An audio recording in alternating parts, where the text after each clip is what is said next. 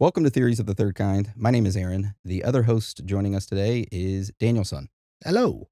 Now, before we start today's episode, I want to say that we have spent the last almost 4 hours recording a completely different episode.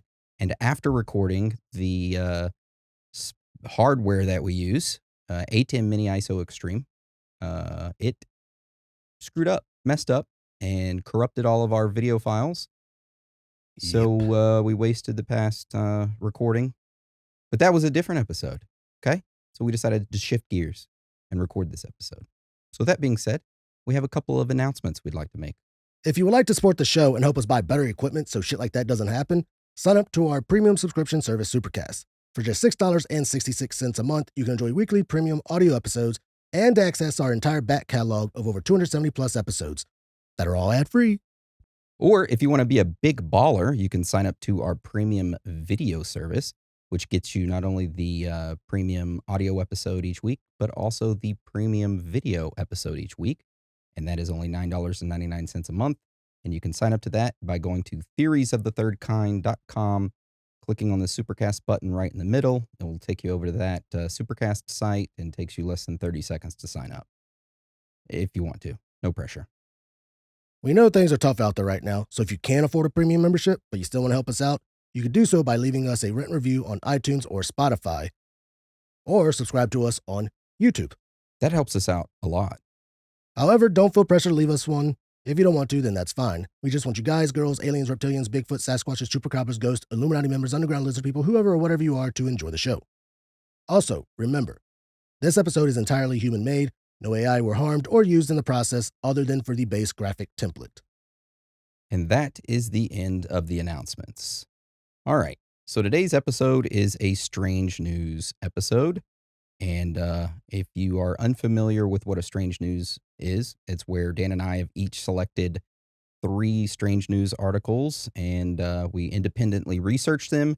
And now we are going to take turns presenting those strange articles to you. And some of the things we're going to talk about today is the Gideon AI Threat Program. We're going to talk about oysters killing people, meteors, specifically one that crashed through a home, radioactive shrimp, Lil Nas X, and then what's the last one, Dan? Guada negative blood type. Yep. So we're going to talk about those strange news articles, and to figure out who goes first, we will use the dice of destiny. Oh, this weird-looking dice. All right, odds or evens, Dan? Well, I'll go evens. Okay, I'm going odds. That's me. Evens. It is 8. 8. That means Dan goes first.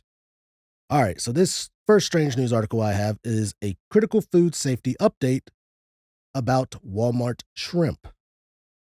So the U.S. Food and Drug Administration has issued a do not eat warning for certain great value frozen raw shrimp sold at Walmart stores across 13 states. That's Alabama, Arkansas, Florida, Georgia, Kentucky, Louisiana, Missouri, Mississippi, Ohio, Oklahoma, Pennsylvania, Texas, and West Virginia. The concern: possible contamination with cesium-137, a radioactive isotope. That is not a natural occurring radioisotope. So you have natural occurring radioisotopes like uranium, right? Cesium-137 is a byproduct of one of two things, a nuclear reactor or a nuclear weapons test. So it's not naturally occurring, just a FYI. Now, its detection in shrimp suggests contamination beyond natural background levels, of course. While traces of cesium-137 may exist in our environment, due to nuclear reactors and nuclear weapons tests, because it's not natural, this incident was triggered by the CBP, Customs and Border Protection, detecting it in shipping containers at 4 U.S. ports: Los Angeles, Houston, Savannah, and Miami. The FDA confirmed cesium-137 in at least one breaded shrimp sample, though no contaminated shrimp has been confirmed in stores. That said, the products may have been produced under insanitary conditions. Now, you're asking which products of Walmart's is being recalled exactly. Well, the recall targets Great Value brand frozen raw white Vietnamese shrimp, which is literally just like whitetail shrimp or something like that. I glanced over that word and thought it said Vietnamese shrimp. I'm like, ooh. Oh, Vietnamese shrimp are big ones. Well, these are sold in 2-pound bags with lot codes 800-55401, 800-55381, and 800-55391. So 383940-1. All three have the best by date of March 15, 2027, and were distributed to Walmart stores in the previously mentioned 13 states. Now, for those who do have this and or have already ate some, are you in immediate risk? Not acutely, but there are long-term concerns. The detected cesium-137 levels was around 68 becquerels Per kilogram. per kilogram. Well, that is below the FDA's threshold of concern, which is 1,200 becquerels per kilogram, yet still about 100 times higher than natural background levels.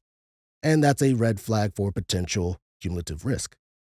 The FDA and experts stress that repeated exposure to low doses of cesium-137 can damage DNA and elevate cancer risk over time, even if a single exposure might not cause immediate harm. But after this, the recall of shrimp actually broadened. What began as just a Walmart-specific recall quickly grew.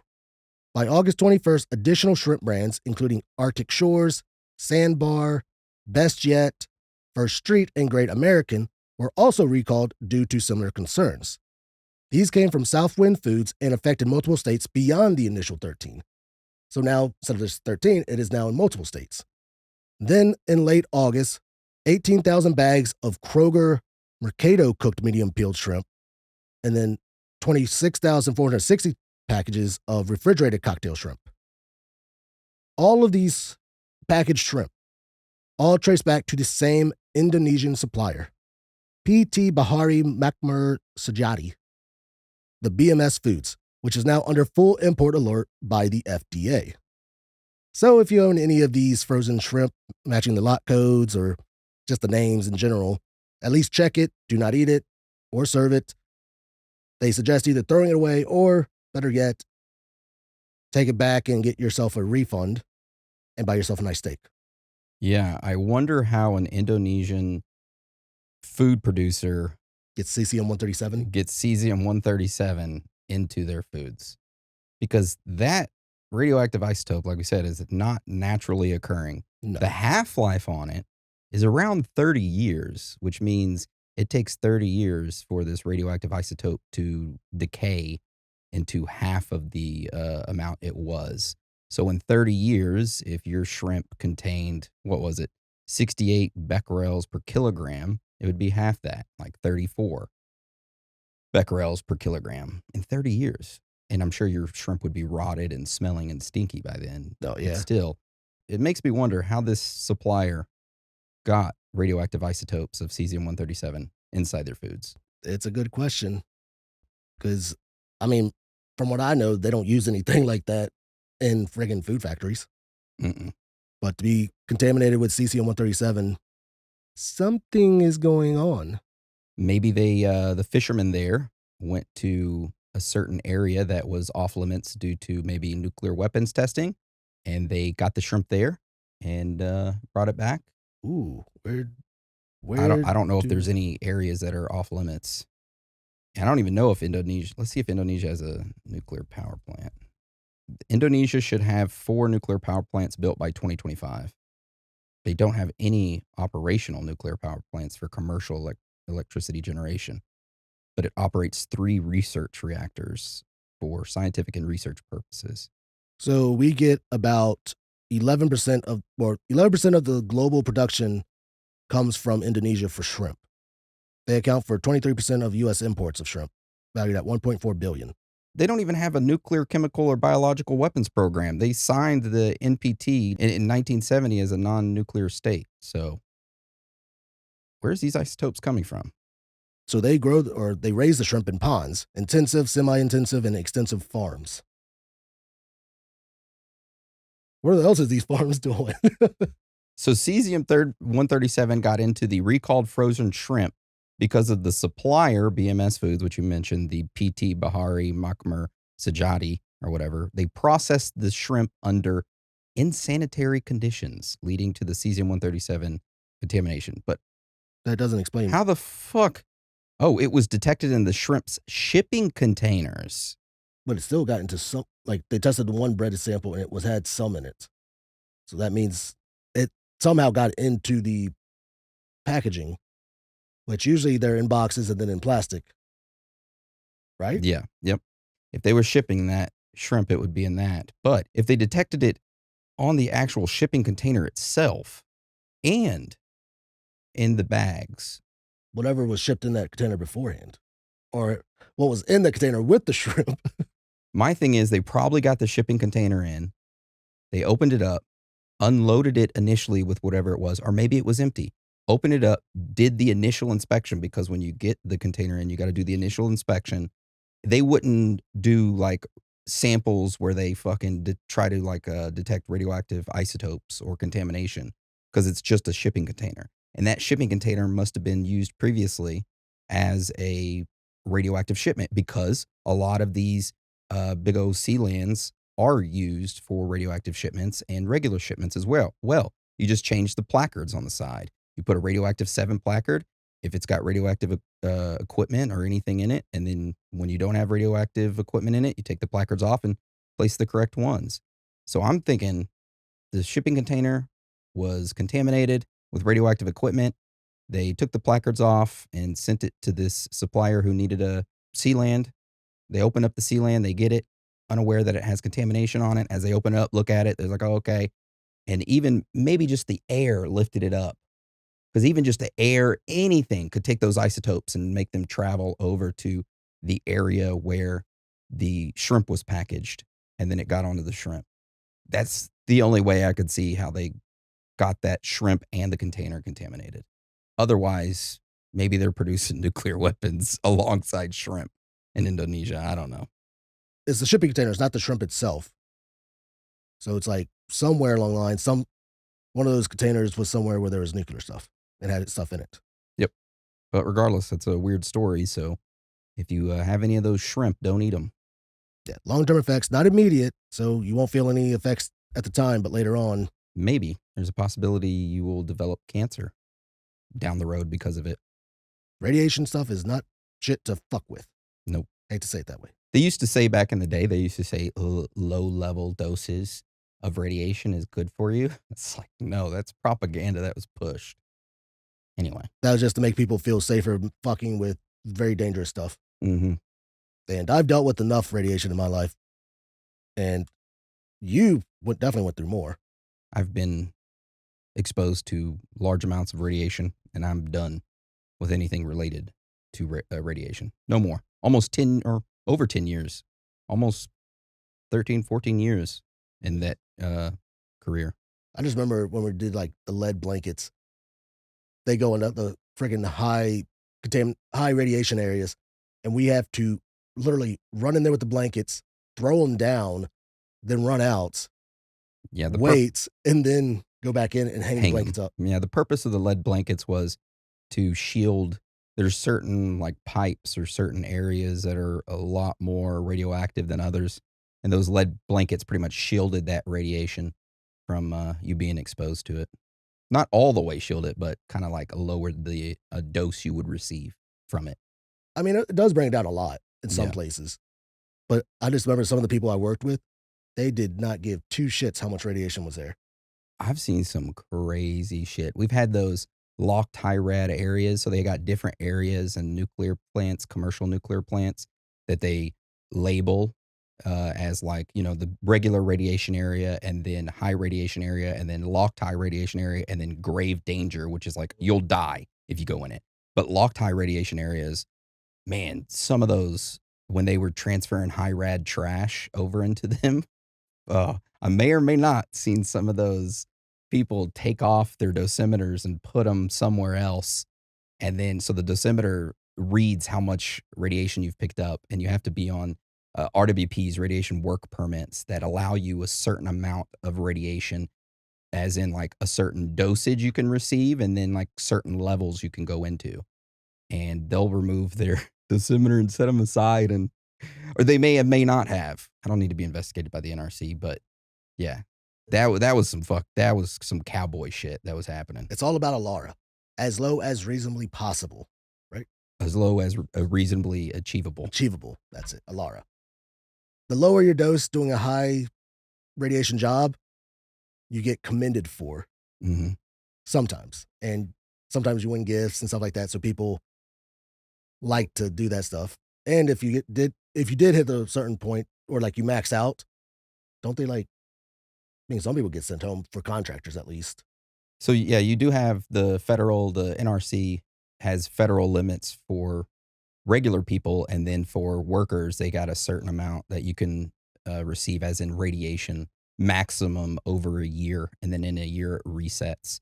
But even if you hit that limit within a year, you can file, some paperwork. I can't remember off the top of my head what form it is, but it's a form that extends it for, like, I don't know, 2 or 3 more rim or something like that. So, Yeah, for contractors it's 1,000 millirim, which is a rim. what yeah, which is a rim, but those jumpers, Oh, they get a shit ton. they get a shit ton. They jump like 3 or 4 times a year, which is like a 30-second job, and then they're done because 'cause they're maxed out.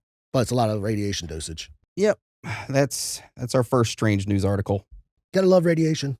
Mhm. Alright. So my first strange news story is about an AI threat detection program.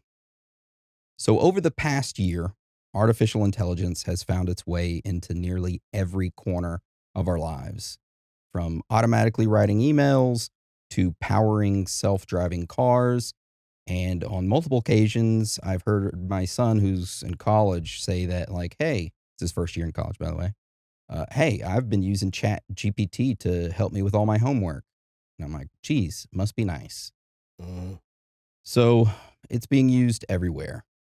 However, AI is now being used in one of the most sensitive and controversial areas of all.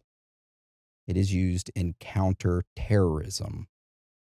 So, a new program called Gideon is the world's first AI powered threat detection program.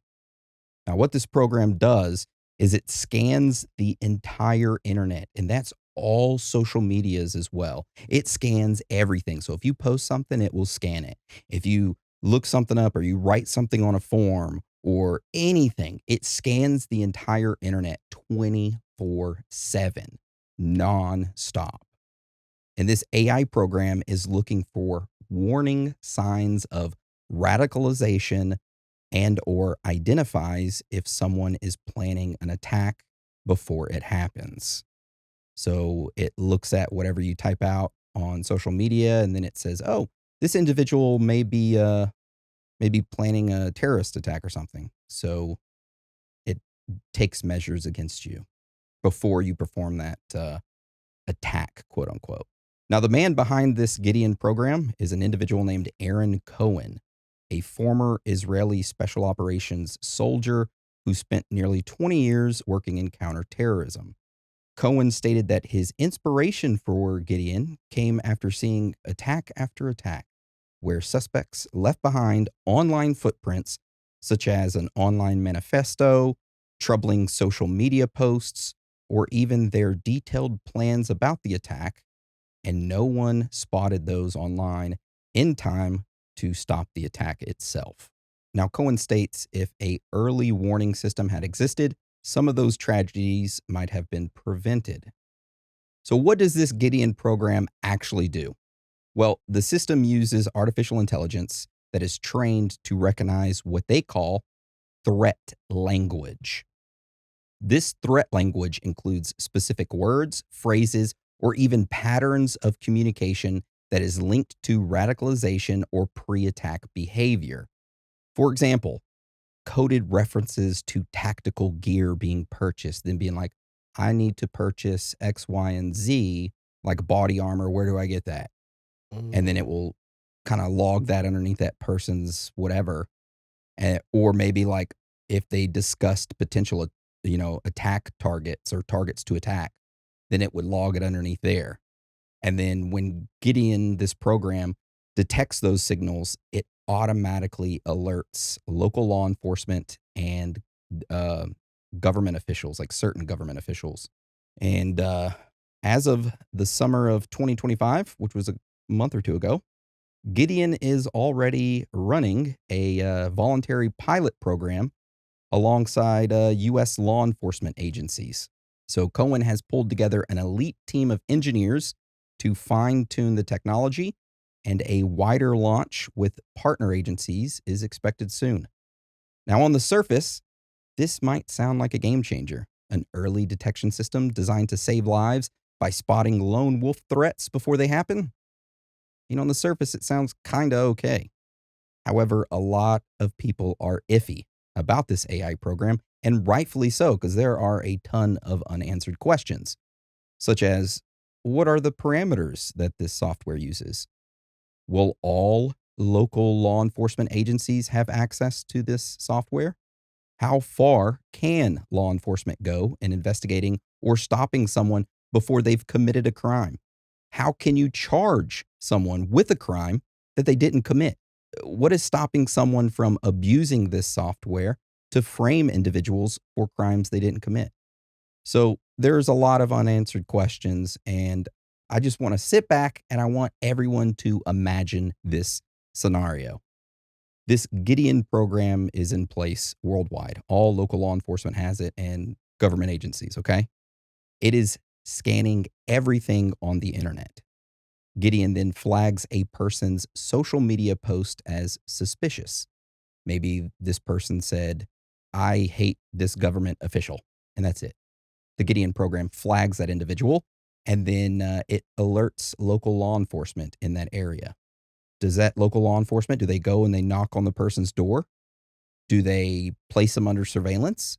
What happens if the post was misinterpreted and is a false alarm? What happens then? These are the unanswered questions that make this system both promising but deeply unsettling. Now, as of today, Cohen, the creator, insists that Gideon only scans publicly available data, pretty much posts that anyone can already see on social media or that is made on online forums.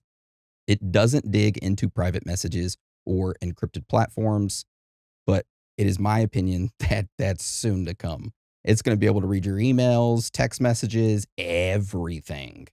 So, say like I have my Instagram profile, it's set to private. It can't read it right now. Supposedly it can't.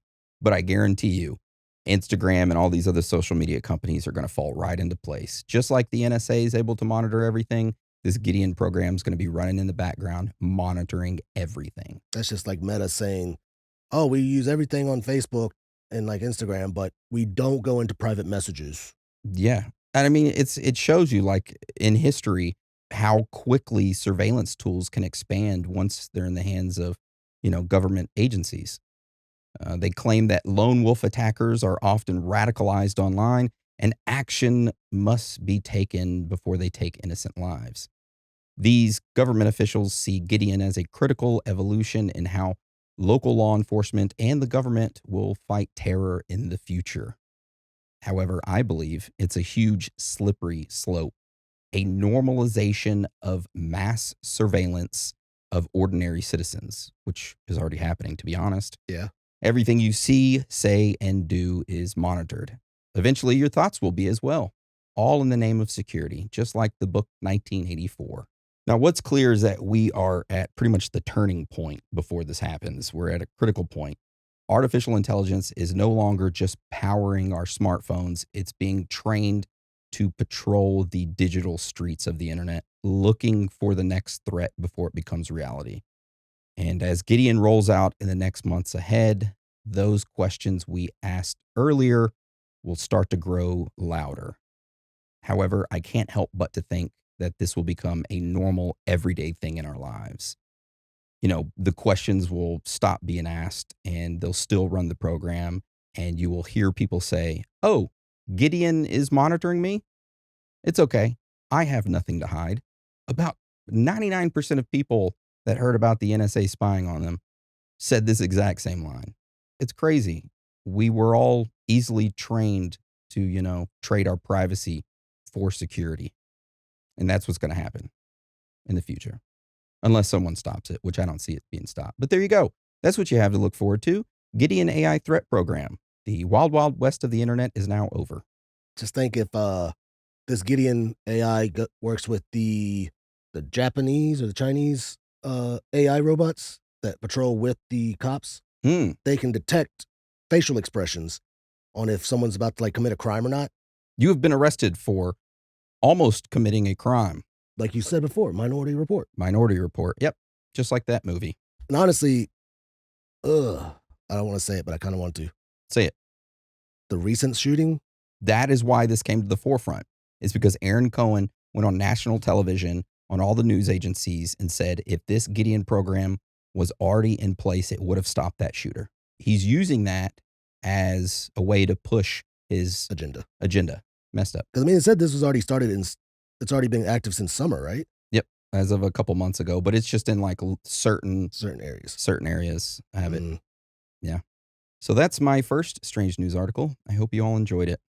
I did. And honestly, it like you said, it sounds good, but then just the whole privacy thing of people that are just going on with their lives, not doing anything radical and all that shit. You have no privacy. Yep. All right, Dan. So what's your second news article? All right. My second news article is about the famous artist Lil Nas X. He's a singer, right? Yes. Now, I don't like gossiping about celebrities or getting involved in their lives, personal lives and stuff. What they do is what they do. But this one I felt needed to be covered for a specific reason, which you will understand at the end. So what went down in Los Angeles with Lil Nas X? Well, it was on early August 21st, 2025.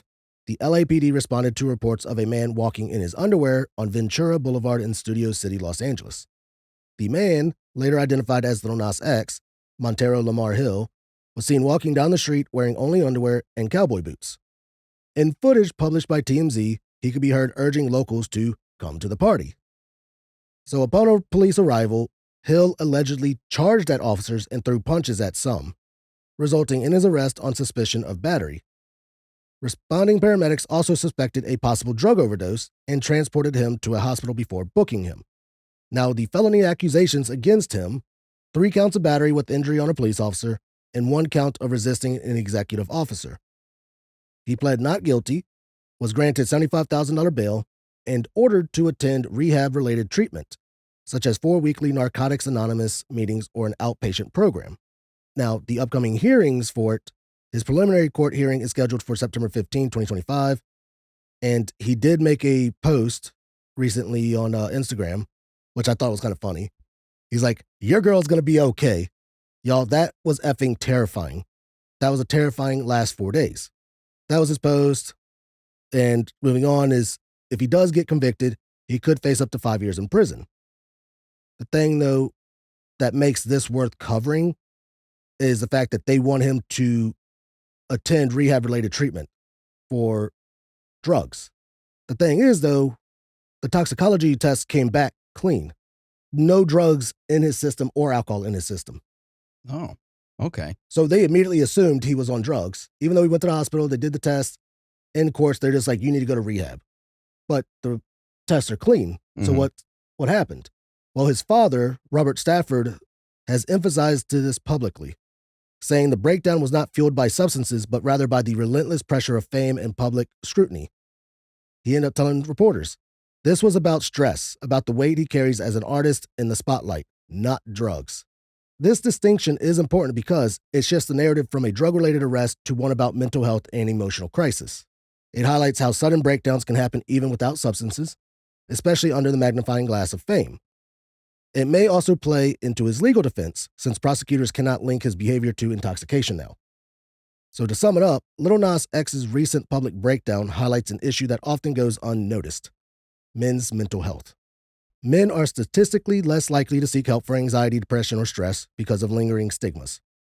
Society still pressures men to tough it out or be strong, which can leave emotional struggles hidden until they explode in crisis.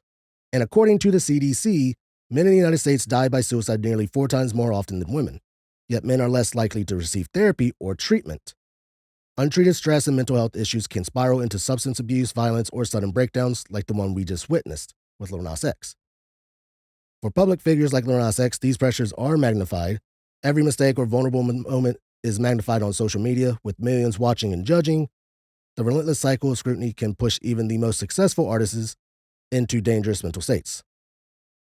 And that's not just say like us normal folks don't have our breaking points and can be pushed to dangerous mental states. And this is the one reason why I did cover this one, even though it's not like a strange news.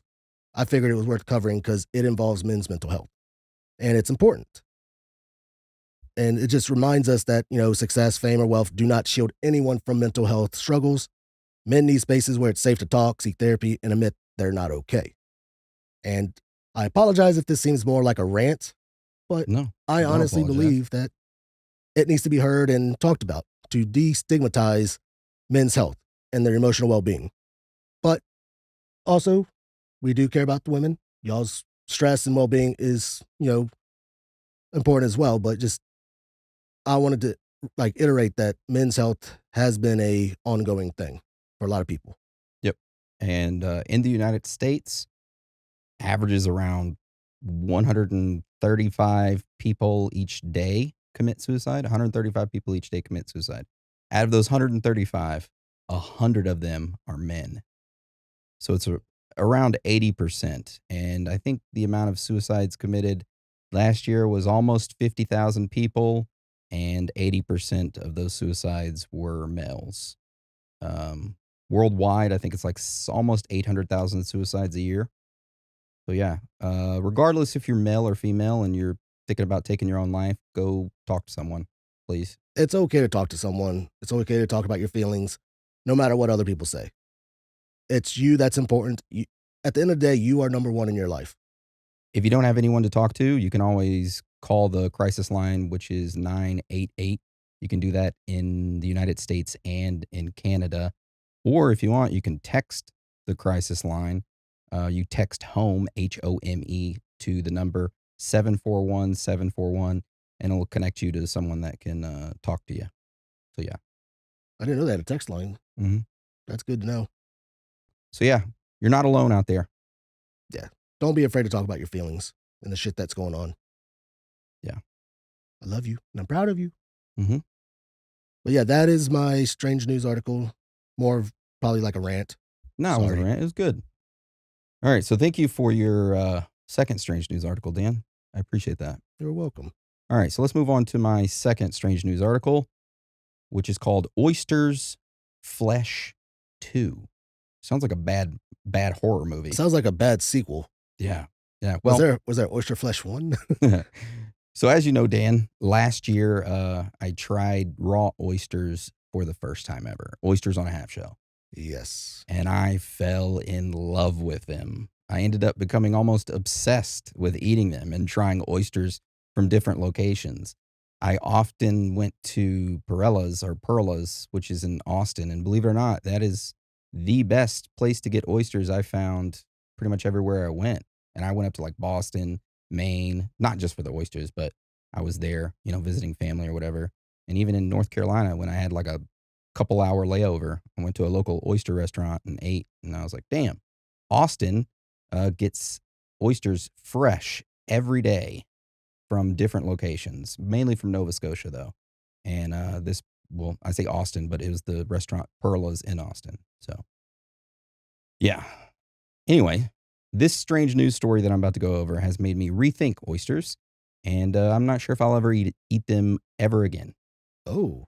Yeah, which sucks because I really like them. You take an oyster on a half shell, yeah, you just pour out just a little bit of the liquor, and then you take a little saltine cracker, you push the corner off, you place it on top, and then you take a little bit of the cocktail sauce and put it on there, and then you squeeze a little bit of lemon on it, and then you, oh, there's nothing better. Actually, there's one thing better than that with oysters. Crack it open, you look at it, you scoop it out, and fucking right into the trash. No, no. Well, I don't that's know what I after got to do. this. That's what I got to do from now on. Anyway, all right. So this strange news story starts off in the state of Louisiana. Oh, Yeah, I've only had bad experiences there. But anyway, same. here recently, health officials have confirmed that at least 2 people, and as of today, it's now 6 people have died after eating raw oysters that were contaminated with a flesh-eating bacteria. Now, this flesh-eating bacteria is a microscopic organism called Vibrio vulnificus. It's a bacteria that naturally lives in warm, salty coastal waters, especially during the warmer months from May to October. Now, for most people, this ocean water looks inviting, and you can't see this Vibrio vulnificus. You know, the seafood seems fresh coming out of it, and everything seems okay. But inside, Vibrio is lurking. And when it enters the human body, the consequences are pretty much devastating. And there are two ways that this Vibrio attacks. The first is through the stomach, and that's when someone eats raw or uncooked seafood, undercooked and not cooked seafood, particularly oysters. And that's what happened in the 6 Louisiana deaths linked to the local oysters. One victim was from the state, the other was from out of state, and the 4 other, I don't know where they were from. But the second pathway that Vibrio attacks is through the skin. So if you have a small cut, scrape, or fresh tattoo, and you go into the seawater that's contaminated with Vibrio, the bacteria can slip in, and you have it right there. It will trigger necrotizing fasciitis, which is better known as flesh-eating disease, and it spreads quickly, destroying tissue, and often requires amputation of that area or limb to save your life. It's not good. Holy shit. Now, according to the CDC, which is the Center for Disease Control and Prevention, about 1 in 5 people that contract Vibrio vulnificus will die, sometimes with just a day or two of the first symptoms. Others may spend weeks in intensive care fighting off the infection. Also, something else worth noting is that Louisiana is now seeing an alarming rise in these cases of Vibrio. So far this year, the state has reported 22 confirmed infections. Every single one of those patients had to be hospitalized, and 4 of them didn't survive. So, to put that into perspective, over the past decade, Louisiana has averaged only 7 cases and 1 death per year. And already there's 22 confirmed infections and 4 deaths in Louisiana. That year's total has tripled. And the state departments of health in Louisiana says more than 80% of those cases were not caused by food, but by open wounds exposed to the contaminated seawater. But still, oysters remain the major risk. And it's not just in the state of Louisiana that's being affected. Rising ocean temperatures are fueling Vibrio's spread farther north than ever before. You have cases that are being detected in New England, Massachusetts, Connecticut, and even New York. Cases in these places used to be rare, but not anymore. Also, Florida recently reported 23 cases this year and 5 deaths.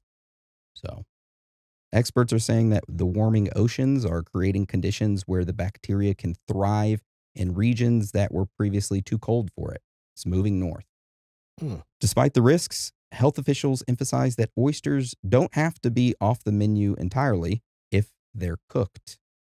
Proper cooking kills the bacteria, but eating them raw leaves consumers vulnerable, particularly those with weakened immune systems, liver conditions, or chronic illnesses. Many people with this Vibrio vulnificus can become seriously ill and need intensive care or limb amputation, like I mentioned earlier. And yeah, so to all my oyster lovers out there, be careful sucking down that delicious goodness. Don't get any oysters that are from Louisiana. I would stick with like the Nova Scotia oysters, basically because It's they're the colder. best. Is the water colder up there? Yeah, and Fortune, Nova Scotia, in my opinion, has the best oysters. Damn. They found it Louisiana oysters taste all muddy and nasty, anyways. detected in New England, Massachusetts, Connecticut, even New York. So it definitely made it its way up north. But were they getting it from the waters there, or were they The being water's there. Damn. Yep. So there you go. That's my second strange news article. Honestly, New York, I wouldn't eat anything out of their waters. Supposedly it's really nasty. I haven't ate anything out of New York's water. Supposedly it's like has so much sewage stuff in it. I don't know if that's true or not. You can fact check me on it. I just heard many things about it. All right, Dan. So what's your last strange news article? All right. So my last strange news article is about blood. Most importantly, the discovery of a new blood type called Guada negative is what it's being called. Okay, so a new blood type. Nice. So, doctors in France have just confirmed the discovery of a brand new human blood type. And here's the twist: only one person on Earth has it. She's a 68-year-old woman from Guadeloupe. So, back in 2011, when she was preparing for surgery in Paris, her doctors ran a routine blood test. But instead of finding a match in the usual blood groups, A, B, AB, or O, they found something so unusual that no existing donor blood could safely be given to her.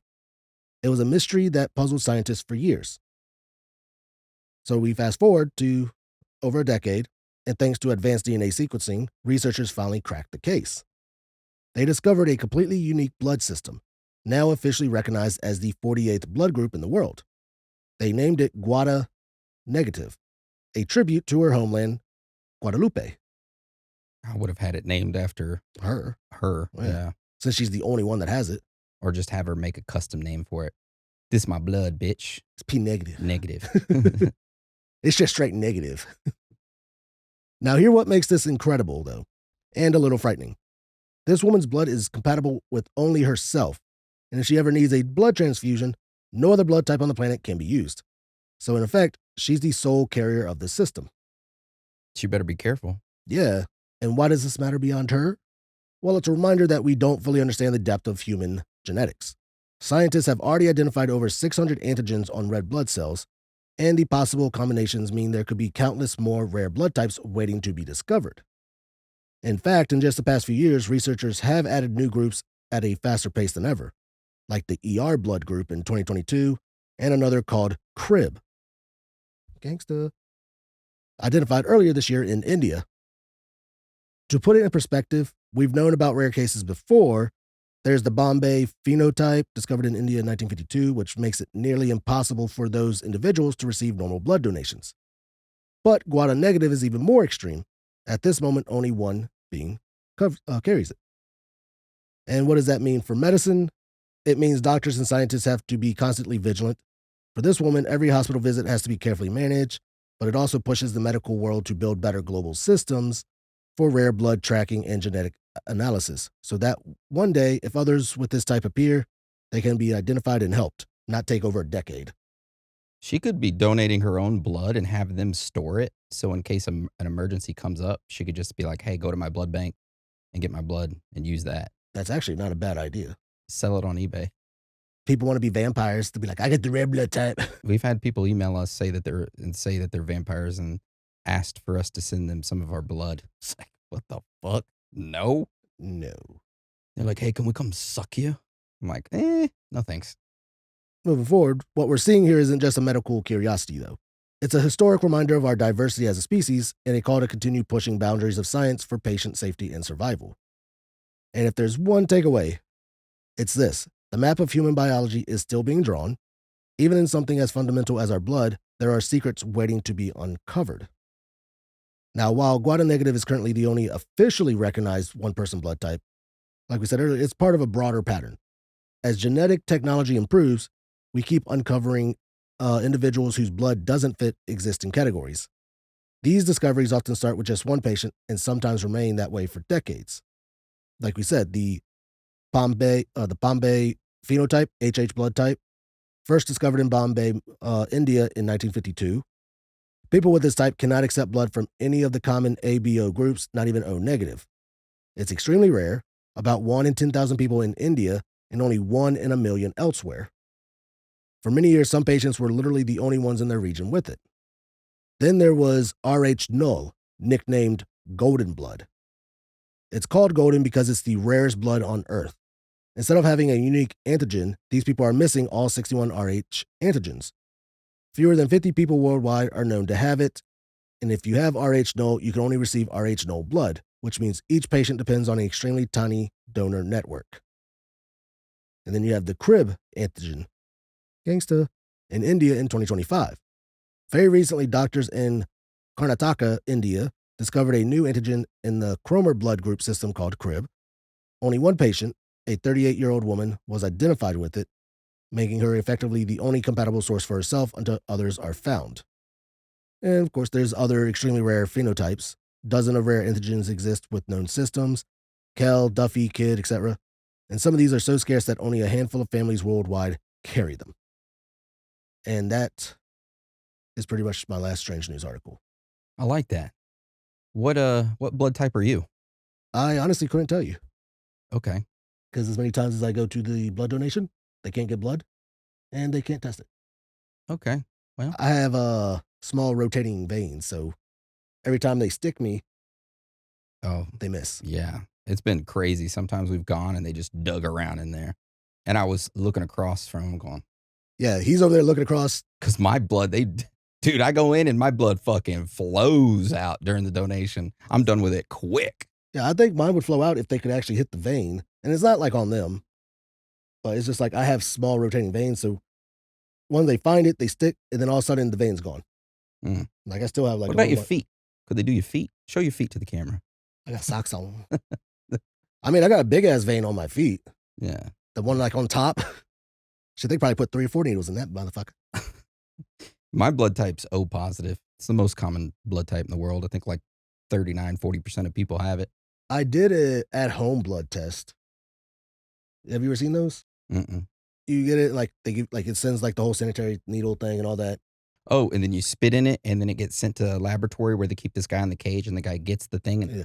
he drinks it and swishes it around in his mouth, and he's like, this person's O positive or O negative. That's for DNA. Oh, okay. He's like, this guy's from Spain. Yeah.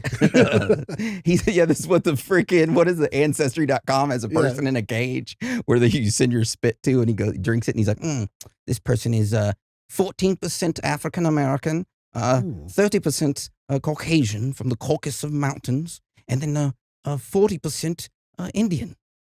Yeah, but no, it's like you prick your finger, you put it on the piece of paper, and you have to like wait for it to dry, and like somehow with a pattern on it, they give you like a sheet, and it's like if it's this pattern, this is what it is. It's like not 100%, but it gets you close to what your blood type is. Okay. Which Well, I did it before. I don't remember what it is though. I think it's something like normal, like just like most people have it. I don't think it's O negative or what do you have? O O positive. positive. I don't know. So yeah, that right there was my last strange news article. That they're finding new blood types every day, and just the world of blood types expanding. Yeah. Well, thank you for that. You're welcome. We're going to move on to my last strange news article, which is about a meteorite crashing through someone's home. So it all started a couple months ago on June 26th. People in several southern states in the U.S. reported seeing a mysterious fireball in broad daylight. This fireball grew in size and streaked across the sky faster than the speed of sound, eventually making its way towards the ground. Now, at the same time, on the outskirts of Atlanta, Georgia, is a small town named Madonahue. And in this town, a family was just minding their own business, which, by the way, the next town's, oh God, hold on. I want to make sure this is the right name of the town. There's a town directly south of Madonahue, Georgia. It's the next town below it. Oh, yeah. Dan, can you tell me what the name of this town is right here? You want to speak it into the microphone? Blacksville. No, it's Blacksville is the town right below Donahue. So I mean, there's a Blacksburg, Virginia. Blacksville, though, is this one. Anyway, so yeah, the family in Madonahue was just minding their own business, sitting in their home, watching TV in the living room, when all of a sudden a loud crash rang out through their entire house. A meteor, the size of a cherry tomato, pierced the roof of the family's home like a stray bullet. It hit the floor of the home, creating a large dent in the floor. Now, the family were like, what the hell is this? Who do we call? So they called the local authorities, who then reached out to some geologists at the University of Georgia. The geologists for the university went to the family's home, collected the meteorite and its fragments, and then began studying it. Finally, this past Friday, a planetary geologist for the University of Georgia did a press release about their findings. They stated that the meteorite fragments they recovered from the family's home and examined were 23 grams or 0.8 ounces in total weight and the size of a cherry tomato. They also stated that the meteorite belongs to a group of asteroids in the main asteroid belt between the planets Mars and Jupiter. And get this, they also stated that the meteorite formed 4.56 billion years ago, making it roughly 20 million years older than planet Earth. So, needless to say, that's an old ass rock. That's an old ass rock. Yeah. And just a little knowledge nugget for you. Meteorites enter Earth's atmosphere every single day, but most of them burn up completely or land in oceans, deserts, or unpopulated areas. Now, the odds of one crashing through a person's roof and landing in their living room is incredibly slim. However, this is not the first time in history that a meteorite has crashed into someone's home. For example, in the state of Illinois in 1938, a meteorite crashed through the roof of a garage. It smashed into the it smashed into the car that was parked inside the garage, which was a 1928 Pontiac Coupe. The car became famous as the only car ever known to be hit by a meteorite. Damn. Then, in the state of Alabama in 1954, a meteorite crashed through the roof of a family home, smashing into a wooden radio console. And whenever this happened, the woman who lived there was sleeping on the couch, smashed into the radio console, bounced off, and then hit the woman that was sleeping on her couch. And she received a giant bruise on her side and is the first documented person in history to be physically injured by a meteor. Damn. And then in 1971 in Connecticut, a 3.5-pound meteorite crashed through the roof of a family's home. And get this, 11 years later in 1982, in the same state of Connecticut, in the same town as the one happened in 1971, another meteorite struck a different home, going straight through its roof. After that, in 1992, a lot of people on the east coast of the U.S. witnessed a large fireball streaking across the sky. This fireball ended up becoming a large 26-pound meteorite that struck a parked Chevy Malibu in Peekskill, New York. So that's a big-ass meteorite. Imagine getting hit with a over 25 or 20-pound meteorite to your head. That's death. That is death. Headshot. And I know talking about these and mentioning how many there are, which those were just a few examples, it might seem super common for this to occur. But like I said, the chance of this happening, a meteorite going through your roof or even through the roof of someone you know, is incredibly rare, which is why I chose to talk about it for my last strange news article. So if you or a loved one have been struck or your home has been hit by a meteorite, please send us an email or comment down below. We would love to talk to you. That's right. If you got any pictures of it, definitely send them. Yeah. But with that being said, that is my last strange news article. Just imagine you pay so much to have a garage added to your house, and then you expect your car to stay in there nice, protected. Then a fucking meteorite just comes out and pew, Mm. and you're just standing there. I just built this garage. Who do you contact? Do you contact your insurance company? Would they cover it? That'd be considered like an act of God, so they That got would to be cover it. considered an act of God, so they would have to cover it. I know when my house in Virginia, my mom's house in Virginia got struck by lightning, it fried pretty much all my electronics on my side, like in my room. I didn't go through the homeowner's insurance. I just went through like the warranties I had with like the TV and all that. Mhm. Like with Vizio, I contacted the warranty and I told them, like, it got fried by lightning. We had like huge lightning storms past week. And they were just like, honestly, the only thing I could put this under is this was an act of God. And Yeah. I mean, we got to recover it because we don't have anything about like lightning damage, like water damage, fine, screen breaking, all that. But lightning, that's an act of God. It's like, yeah, we'll replace it. But like, holy shit. Yeah. You figured they would have more incidences like that, and they'd be like, "Oh yeah, this is covered under that," rather than being surprised by it. But then again, I mean, if it happened with a meteorite, that thing happened, I could see them being like, "This doesn't happen that often." Yeah, that would definitely be an act of God Yeah. or act of an alien. But anyways, yep, that's the last strange news article, and I hope you all enjoyed today's episode. But with that being said, I want to thank you all for your support and love. Without you, we could not do this. And we love you and we are proud of you. That's right. Much love. So, with that being said, Dan, would you like to roll us out? Sure will. It's okay to be out of this world with your thoughts. Because you are not alone.